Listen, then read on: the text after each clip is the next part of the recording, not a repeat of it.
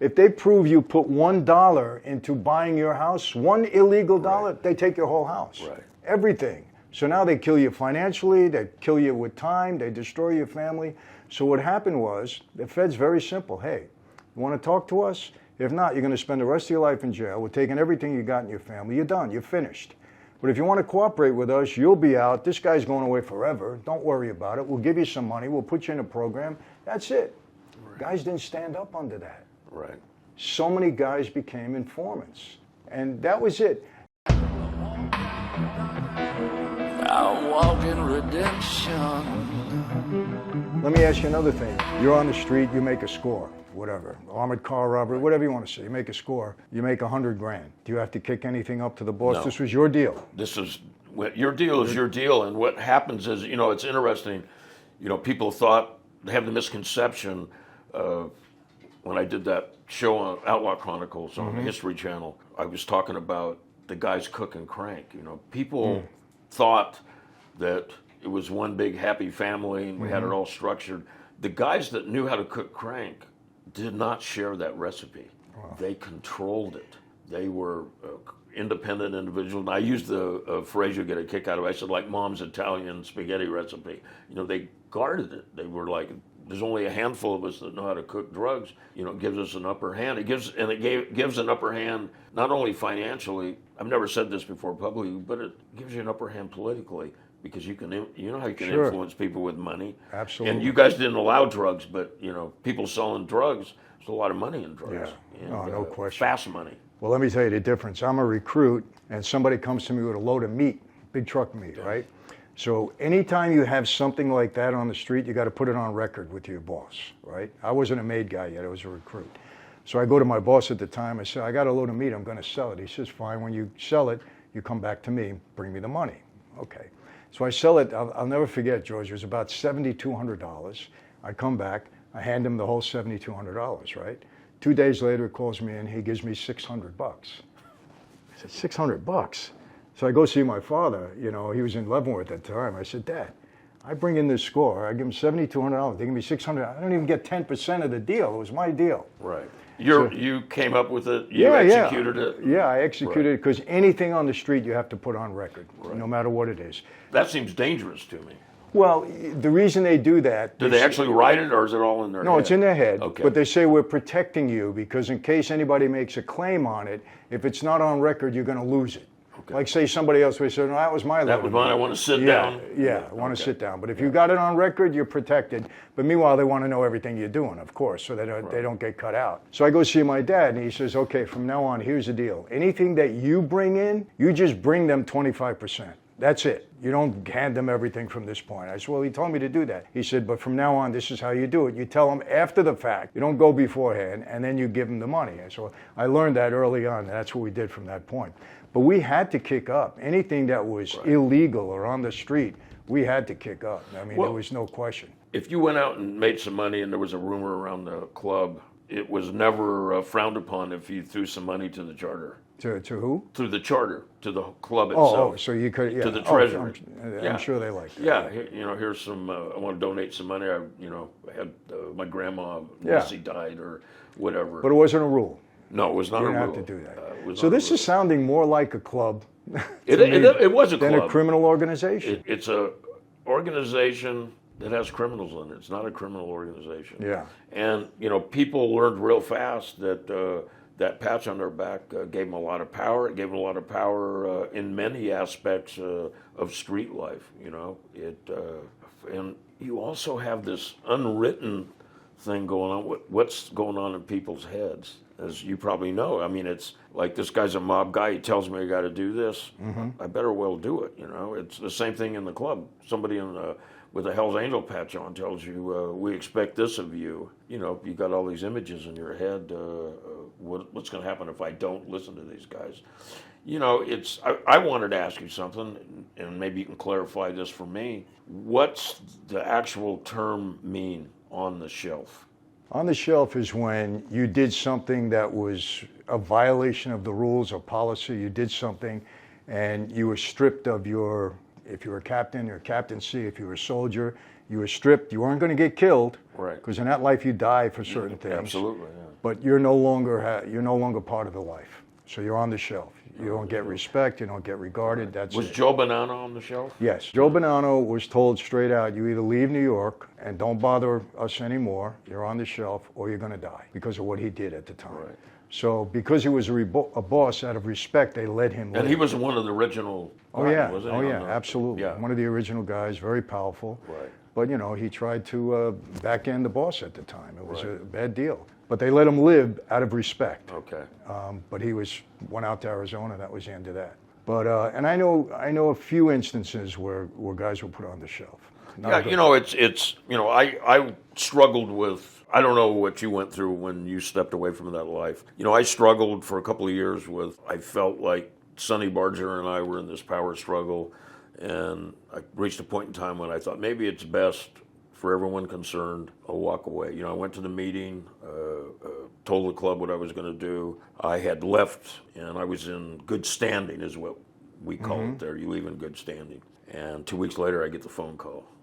We've revisited your status. You're out bad, no contact. And anybody that talks to me in jeopardy. I mean, they could get in trouble. They could lose their patch. And I'm not going to get way off into it, but you talk about people losing their lives. I mean, we have a history in the 70s. I don't know if you know a lot of Hell's Angel history, but in the 70s, I mean, there's a string of what the police call in-house killings that they remain unsolved. And, Well, George, if I would have went into the room and said, "Hey guys, I'm going to hang it up," I wouldn't be sitting here right now. Right. I wouldn't have left the room. That would have been over with. So did you experience? You got called on the carpet? Or you just slowly No, well, walked away? Yeah, it was a plan I had, George. That's the reason I took the plea, because my plan was. Now, are you not allowed to take a plea? No, you're allowed. You can. I don't know where that rumor came Yeah, from. that's a rumor. So many guys Yeah, took a yeah. plea. I mean, Okay, it's that's what I thought. ridiculous. Yeah, but people on, again, social media, "Oh, you're not allowed to take a plea. That means you're a snitch." Thousands of guys take pleas. Right. It's just common sense. So that's not true. But I took a plea. When I took a plea, they were congratulating me. "Michael, you only got 10 years. I had a $15 million restitution. I had $5 million of forfeitures, and I got 10 years. They were saying, "Don't even take your shoes off." Right. What a deal. You're not going to get comfortable. Yeah, it was great. That's the old timers. Yeah, because guys were getting 100 years, 50 years. It was crazy what was going on. And when I saw this, when they locked me up with no bail, and I saw these guys going to trial, coming back 50 years, 150 years, I said, I'm the youngest out of all of these guys. I beat them 5 times. They're going to give me 300 years. You can't beat It's them forever. insanity. No, You can't beat you them can't. forever. And then my partner turned snitch in the gas business. That's how the indictment came down. But And did he go to them, or did he get in trouble? And he got in trouble. We had a compound in Panama. We had down there. The reason we had that compound, my crazy partner, because there was no extradition between the United States and Panama at that time. So he figured if he ever had to leave the country, he would go there. He couldn't be extradited. Right. I said to him, his name was Larry. I said, "Larry, the government wants you. They're going to get you anywhere you are. They don't care about extradition laws." Sure enough, he went down there. He got in trouble on another case. Goes down there. What do you think the government does? The FBI. They go in there in the middle of the night and they kidnapped him. And they brought him back to Florida and put him in there. Right. So that was the end of that. And then did he volunteer it, or did they have an idea what was a little of Funny both? story. He was 6'5", 450 pounds. Wow. Big guy, right? The FBI told me this afterwards when they locked me up. They said, we brought him in the cell. He saw that cot that was this big. He said, "I'll tell you anything you want to know about Michael." Couldn't even sleep on, those cots. Right, He couldn't even sleep on. He spilled his guts immediately. But when I left, it was because I just met this young girl. I said, am I going to do to her, what happened with my family? My mother, 33 years without a husband. My sister dies of an overdose of drugs. My other brother, 25 years a drug addict. He ended up cooperating with the government, testified against my father. So that is true. Oh, I heard absolutely, that, yeah. 100% true. And he had a serious drug problem. He was screwed up from a young age.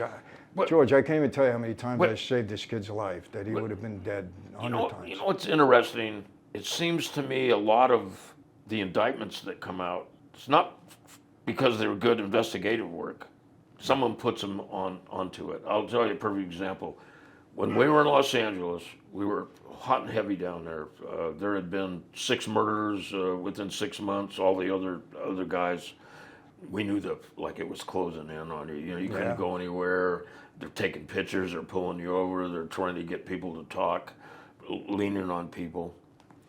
And I came up with this idea. There was a club called Satan's Slaves in San Fernando Valley. And I talked to Animal. I talked to some people in Oakland. Talked to the old man John. I said, you know, if these guys became Hell's Angels and we packed up and moved up to Ventura, they would investigate. The investigation would immediately turn to the Hell's Angels that had nothing to do with what transpired. Right. So this was like a little plan we had, and they knew it, and they were willing to take that shot. We moved up to Ventura. We were up there like 10 years, and they hadn't figured out what happened. And then one of the guys that was a bomb maker got busted in New York for drugs, and they were saying, yeah, you're going down, you know, you're going to do 30. You know how they do it. Yeah, yeah. And he goes, how would you like to solve some murders in Southern California? And that's how they figured it out, you know. Of course. And, you know, a guy went to jail. One of my guys went to jail. And, you know, one of the things that I'm interested in, my guy, for instance, he blew up 2 guys in downtown L.A., killed them both. Got this lawyer.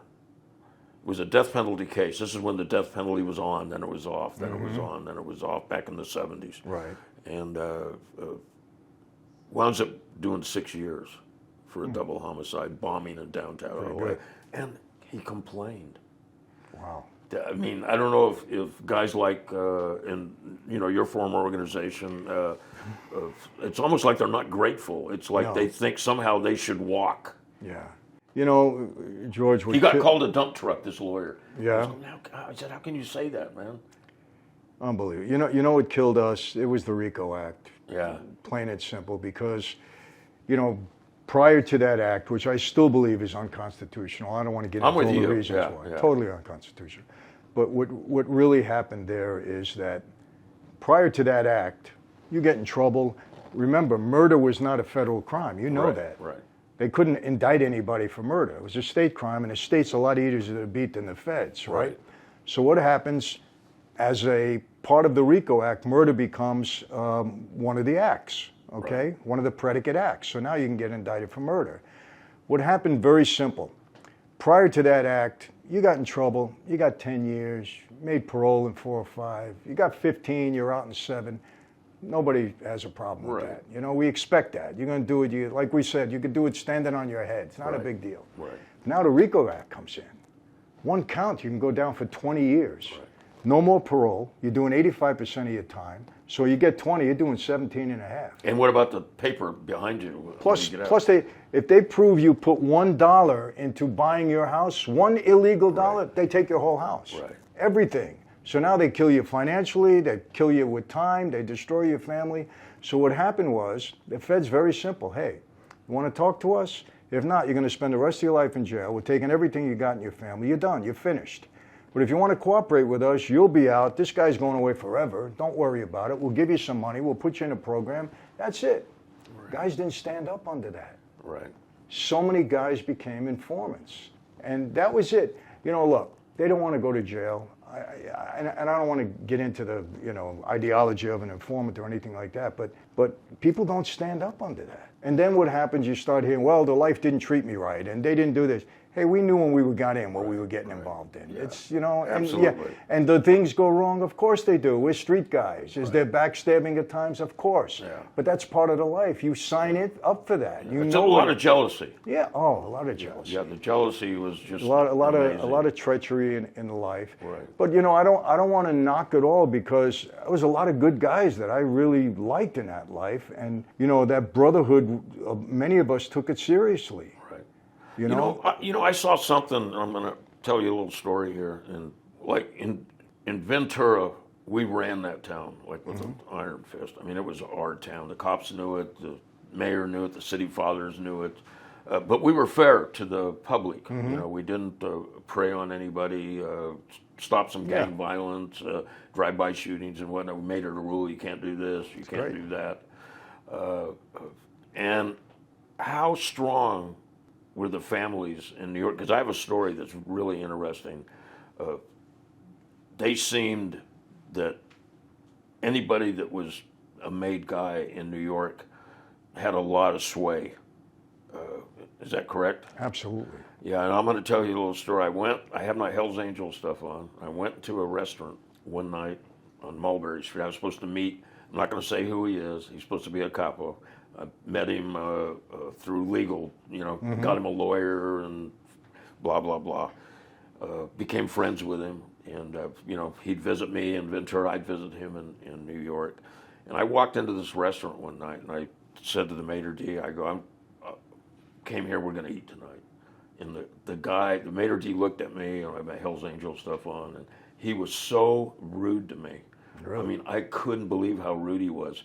And then walks in this gentleman who I, reputed captain in one of the families.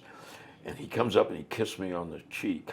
Everything changed. Oh my God. And I'll tell you what happened at the end of the night. I mean, they put us right in the front and they brought a table out, just like in Goodfellas, and they set the table up and we sat down and we ate. And when we left, the maitre d' came up to me and said, "Thank you for not complaining to Johnny," because Johnny, I said his name. Yeah. But anyways, he said, "How they treating you in here?" And I looked at the maitre d' and I go, "They're treating us good." And but he came and thanked me at the end of the night. He was just so worried that Sure. I was going to spill the beans on him, and I just thought it was very interesting. No, that was my life. We got treated well, and in turn, you treated the people well. It wasn't Right, that, absolutely. so It was a two-way street. It was a two-way street. Yeah. But I got to ask you this: I had two incidents, I would say, with a biker group. Right. One, a senior moment. I don't remember if they were based in Long Island. I had a nightclub out there, Right. big club, and I don't Was remember. it the Hells Angels? I don't think so. I think it was either the Mongols or the Outlaws, if possible. I could be wrong, George. I don't remember. Anyway, they got a little out of hand. I wasn't there, and our bouncers got in with them, and they shot up our cigarette machines on the outside. Just shot them all up, right? So I was pretty upset about it. I bet obviously. you were. And we straightened it out and got in touch with one of the group, and the two guys that shot it up they paid for it. They got in severe trouble. And after that, everything was calm. I said, "You guys are invited back into place, but I don't want to see anything like that again." It was all great, right? It worked out. That was one incident. They were very respectful. Unlike in Goodfellas when they got a little crazy. Yeah, I didn't like that. Yeah, that was good for. That was Bronxdale. I mean, Bronxdale. I'm Yeah, sorry. yeah. Bronxdale. Thank you for correcting me. And those were Hells Angels. They were They Hells played Angels. that Yes. part in there. Yes. Well, I love Chaz. He's a good friend. Sure, So. yeah. But I love that line. "Now you just can't leave." That was great. Yeah, that was a great line. That was a great line. But the second time is, and you know this fella, I was in MDC, the federal jail, with Chuck Zito. Sure, I know Chuck. And that was back in 85. Yeah. 85, He had been in 86. Japan and they He was in extradited Japan. him. Yeah, I don't remember if he was my cellmate or not. I think he was, because I kind of have a vision of him laying on the bunk and he and I talking about the whole Japan thing. I think he was facing 4 years at the time. And I got along good with Chuck back then. I haven't seen him since then. He kind of, in keeping with his image, I think, he's kind of snubbed me a little bit, I think. Well, Chuck, if you're listening, I don't want to accuse you of that 100%, but that's what I feel. I don't know. Well, you may be going through a little bit of, Sonny Barger basically told the club, "You talk to George Christie, you're out. You're either with me or you're with him." So it created some problems with some actors that I was friends with, had a relationship with. But you know what, Michael, I let it roll off my back. Yeah. Who cares? Honestly, I haven't had any of that from anybody, and I don't know why. I've just been very fortunate in that regard. But that was the only thing with Chuck, and I liked him. We got along great in there. He was good. I seen him once after that, but we didn't really talk. I couldn't get to him. He couldn't get to me. I don't remember, but.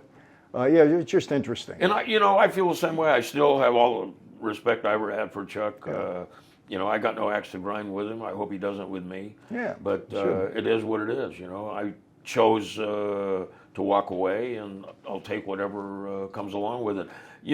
Did you guys? You mentioned like the community. I think I got the impression the community was ready to help you guys or tell you anything that was going on. The cops absolutely. around. Look, we had no crime in our neighborhoods. We took care of the people. You know, I use John Gotti because he's the most, colorful guy around. People in the neighborhood loved him. Right. You know, people in the neighborhood loved me and my father.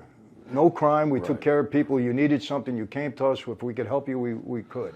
Because we took good care of our people, and they in turn loved us as a result. You know, I mentioned a couple of times the 59 count 2001, 2002 state racketeering case. And in that case, some of the things they cited were we used to get to walk to the front of the line and not pay a cover. We used to get wrong free with that? hors d'oeuvres Yeah. in a restaurant, and they were just grasping at stars. But one of the things that was interesting, we used to go to this restaurant all the time. The guy's dead now, so he had a heart attack and died. But this guy Chang, he was a little guy from Thailand, and he had Thai food, and that was the only Thai restaurant in Ventura. And we would all go there on Friday night after church, and sometimes there'd be 15 of us in there, 10 of us, 12 of us eating. We'd sit in the back table, he'd save it for us.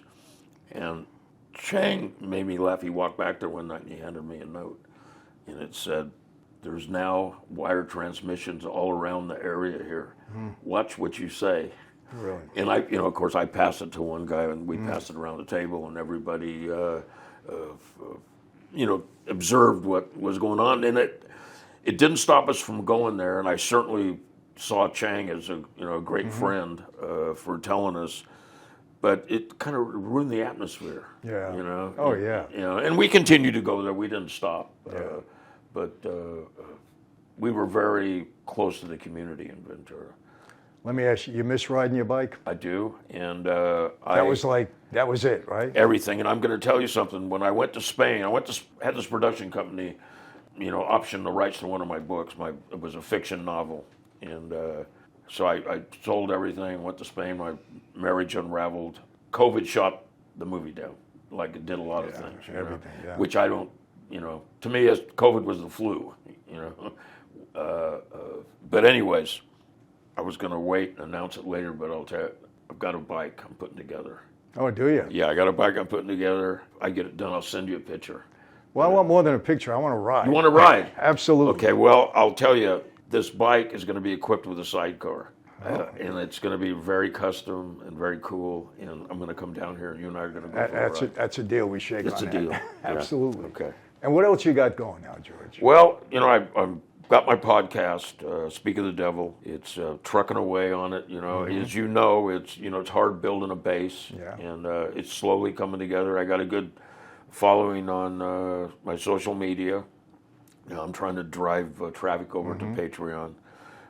I have another book I'm working on. It's called Crossing the Rubicon, and it's really personal interactions with club members and decisions I made and what prompted me as a leader to do certain things I did. Working on it daily.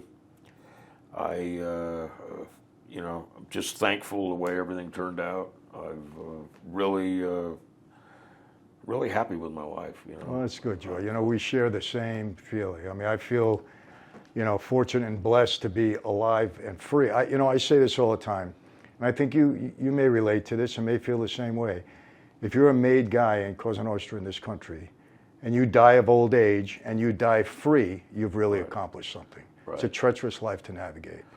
And The same thing in the Hells And I think the same thing. I So- can't tell you how many funerals I went to, unsolved murders, and that's wasn't the way things were set up initially, but things change. Things change, and so I think we're both in the same category of being very fortunate, very blessed. We are very fortunate. We are very blessed. Okay. I want to thank you for giving me the opportunity to talk with you. It's been a long time since Terminal Island. Wow. And we've both been on this big journey. Let's go back in time for a minute. Do you remember the South Yard at all? Did you get to the South Yard? No, You didn't never get made it. it there. That's before they had the housing downtown. So you would go Yes. to the North Yard, you get a bill, Yes. and you would drive to court. It was a treacherous, terrible. long, journey. It was 3 o'clock in the morning. They'd wake you up, you'd get dressed, and you'd get searched, and you get on the bus, and you go out to the courthouse. Oh, so you weren't convicted yet? No, but Oh, they had okay. you living on. That's where we Yes, lived. right, in Remember? North Yard. Remember, and they would North take you Yard. out to do your court stuff. Right. No, I had already been convicted, and so Yeah, I was you were able- living on the. I was living in the South Yard That's with where Rosario. Guy, my friend and close club brother, Guy Castellone, lived on the. Guy lived there, and Guy. you remember Pete Milano? I He was do kind of the remember boss. Pete, He was a yeah, good guy there, yeah. and Sam Sciorentino and all those Sure, guys. Sam. And I got to tell you a great story about Sam.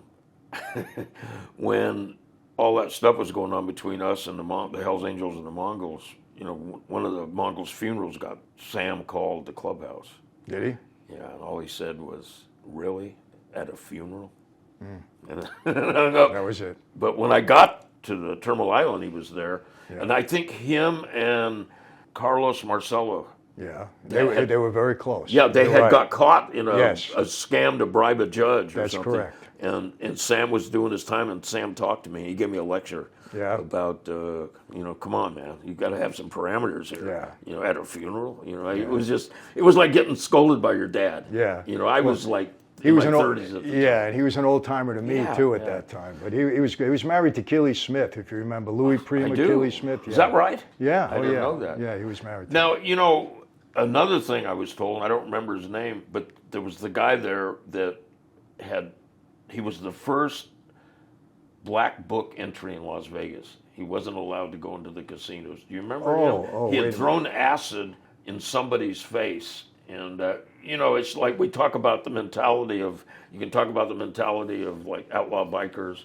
and about mob guys. And I remember him telling me, I you do know who I mean? Yeah, I do, but I can't think of his name. Yeah, he told me, he goes, I didn't mean to blind them. Yes, yeah. I he just was, meant to disfigure. Exactly. He was one of only two guys that I know that were in the Black Book. Another guy is still alive. He's a friend of mine. He's in Vegas still. Right. Black Book. Every time I meet him, we got to meet outside of the casino. Yeah, you can't go in there. And this guy, but yeah, I can't remember his name. Another senior moment. But it's 40 There's a years lot ago, of so we interesting get past. guys yeah. in Terminal Island. You know? Oh yeah. Let me tell you something. If you got to do time in the federal system, that's the place. The Yeah, it's a South great Yard place. of TI, Yeah. the best place. And the gym they had at the time. Yeah. It was incredible. When I got picked up in the middle of the night and they moved me out of there, I was like, "You can't Don't do do this." it to me. I was so mad. And You then know- I never made it back there. I grew up in a kosher delicatessen. My family was in the restaurant business, and so I knew the kosher cooking rules. And Guy and those guys had tried to keep me out of the kitchen for months. You know how you had to rotate into Yeah, the kitchen? yeah. And I was walking through there, and the guys in the kosher kitchen were like, "What do we do?" And I said to the guys, I go, "What's wrong?" And they go, "They pulled the cook out last night. They pull you Yeah. out in the middle of the night." Yeah, yeah. And they go, "We don't know what to do." And I said, "I know the kosher cooking rules. You want me to help?" And they go, "Yeah." And they went and told one of the sergeants, "This guy's going to help us." So I get called upstairs, and he's like the warden of the food area. I don't know what his title is. Mm-hmm. And he's looking at me and looking at me. He says, "So you really know how to cook kosher, and you know the kosher rules?" And I said, "Yeah." And he said to me, "I know who you are." He goes, "You're head of the Hells Angels, aren't you?" And I said, "Well, And he goes, "Look," he goes, "if you can run those Maniac outlaws," he goes, "I'm sure you can control 25 Jews for me." Because I guess they had a lot of trouble they would demand certain things. Yes, and, I remember. You Well, remember? It was the Jews and it was the Muslims. The Muslims? Yeah, they wanted. They had and special got it. fare. Yeah, Yeah. special fare, which is a religious thing. Exactly. And they got it, but we used to get our, Rosario used to bring Yeah. a lot of stuff out of the Yeah. kitchen, and we did okay. Wasn't good, fellas, because right. people asked me, was it really like that? No, wasn't like that. But if we had friends in the kitchen, Right. we ate a They little would bit bring better. stuff, and I know that Rosario would go upstairs sometimes. Yeah. And he would bring down canned clams. Mm-hmm. So he'd make a clam sauce, but with canned clams, not fresh stuff. But you know what? And I tell my wife, the canned clams are better because they They- come in a juice. It's a better It's got sauce. the juice in it. He would put the juice in the sauce. Yes, and plus Yeah. you got the clams that spread all over the place. I liked it better. Anyway. Yeah. Anyways. George, this has been great, and I think next time we get together, we have more prison stories. My viewers love to hear. Well, that, let's so we can do get it. together I'm and telling talk you, about it. I got a million things I'd still continue to ask you. We'll do it again. We'll do it again. George is the real deal, and listen, what you hear from him is the absolute gospel truth. So I advise you to listen in Patreon. Patreon, Speak of the Devil. Speak of the Devil. He's got a couple of books out too. Yeah, I got 3 books out. I got another book coming. There's a show coming out. I'm not allowed to say the station, but it's going to be 6 to 8 episodes this summer. Excellent, excellent. Okay. And you got a great thing on History Channel that was Outlaw Chronicles is still a great show to watch. That's it, my friend. All right, thank you, Michael. Thank you very much again. Okay. Well, there you have it. I enjoyed speaking with George very much. Hope you enjoyed that also. The Hells Angels, they're a very real group. It was very interesting to me to find out that they're not considered a criminal organization, whereas Cosa Nostra obviously is, even though when we take our oath, we don't take an oath to lie, steal, kill, murder. That's not what we do. It's an oath of silence. That's what Omerta is. But it's considered a criminal organization, and really so are the Hells Angels. But from within, they don't look at themselves that way. Very interesting, I thought. But hope you enjoyed the conversation. George is a great guy. And after you see it here, we're going to make it available on his Patreon platform also. So that's it for today, my friends. How do I leave you? Same way. Never going to change. Be safe. Be healthy. God bless each and every one of you. And yes, I'll see you next time. Take care.